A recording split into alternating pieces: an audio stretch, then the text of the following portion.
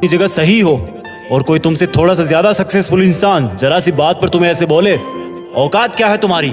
शक्ल देखिए कभी अपनी, तुम इसी लायक हो, यही तुम्हारी जिंदगी है, यही है तुम्हारी असली औकात। और जब तुम उसके मुंह से असली औकात वर्ड सुनो तब उसी वक्त तुम उसके मुंह पे कुछ मत बोलना। गुस्सा आए तो कंट्रोल करना, रोना आए तो उसके सामने मत रोना, बस उसको एक प्यारी सी स्माइल देना और फिर अपने बचे हुए काम को पहले खत्म करना। जब तुम्हारा काम हो जाए उसके पास दोबारा जाना, वो तुम्हें देख के फिर आग बबूला हो जाएगा, तब उसको फिर एक स्माइल देना और तब उसको बोलना, आप सही कह रहे हो सर, क्योंकि अभी आपका टाइम है, मैं जा रहा हूं अपना टाइम हासिल करने। और हाँ, कभी फ्यूचर में माफी मांगने का मन करे तो मत मांगना, क्योंकि मैं आपको माफ कर चुका हूं। बोल के वहां से चल देना, कुछ देर के लिए अकेले हो जाना, रोने की तीव्र इच्छा हो तो अकेले में रो लेना, फिर एक डायरी निकालना, उसमें आज से 5 साल बाद की एक तारीख लिखना, फिर उसको कहीं सुरक्षित अलमारी में रख देना, क्योंकि वो तुम्हारी डेडलाइन है।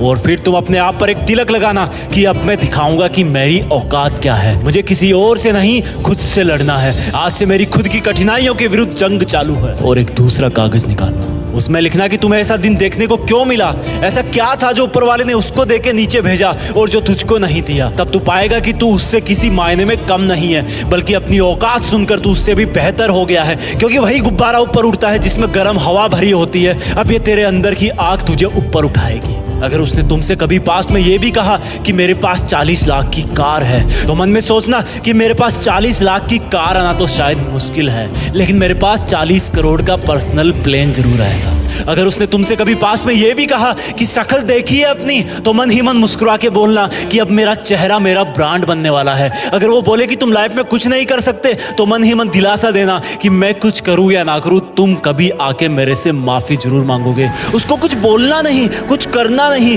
खुद को ही बोलना है, खुद को ही करना है, क्योंकि अगर तुमने उसको उसी वक्त बोलकर जवाब दे दिया तो तुम्हारे अंदर की आग लीक हो जाएगी और तुम गिरना शुरू कर दोगे। इसलिए अपनी ज्वालामुखी को ऑन रखना कि अब दुनिया मेरी मेहनत देखेगी, क्योंकि अब मैं नहीं रुकूंगा। दुनिया मुझे पसंद करे या ना करे, वो मेरा नाम जरूर सुनेगी, क्योंकि मैं खुद अपने काम को पसंद करता हूं। अब दुनिया मेरी औकात देखेगी। मेरी जंग किसी इंसान से नहीं, मेरी जंग खुद से है, खुद की आदत से है, खुद के दिमाग से है, खुद के शरीर से है। जब मैं खुद से जीतूंगा तो बाहरी दुनिया अपने आप हार जाएगी। जब मैं जंग में कूदूंगा तो मेरी कठिनाइयां मैदान छोड़ के भाग जाएगी।